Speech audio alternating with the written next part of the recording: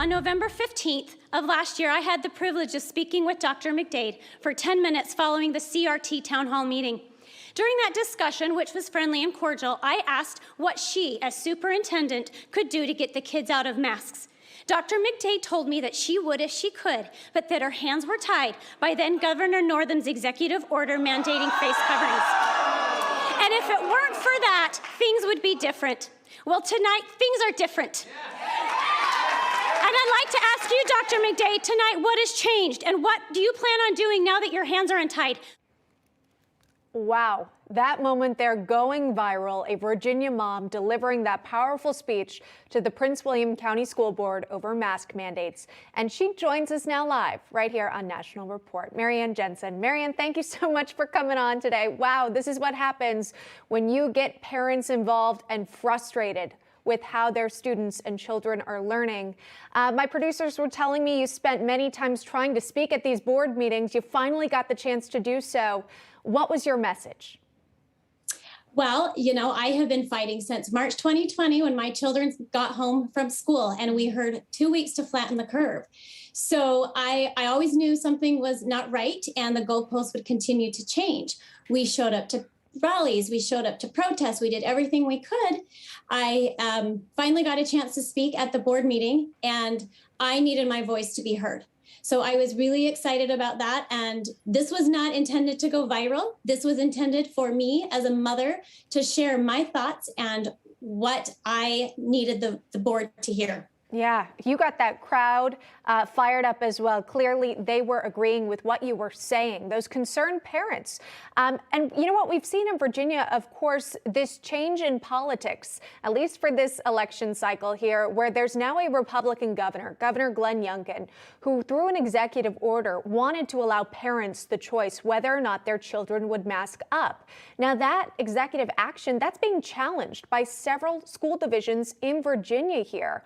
What do you make of how this has played out? Well, it's very frustrating. It's very frustrating when we follow the rules of Governor Northam, and now it's being changed, and it's very confusing for these children to understand why we have to follow one rule, why we don't have to follow another rule. I think our governor, or I think our board are going to dig in their heels. They're not going to make a decision until this has been played out. It's wrong. It already went to the Arlington County Circuit, and unfortunately, the judge has a spouse that teaches in the Arlington schools, which is a conflict of interest. So it's a big mess. It's a really big mess out here. We've heard that students in Loudoun County in particular, those who wanted to go to the classroom without wearing a face mask, they would be handed a paper and told you're suspended for 10 days or until you decide to come back with a face mask. Is that the same for where your students are attending school?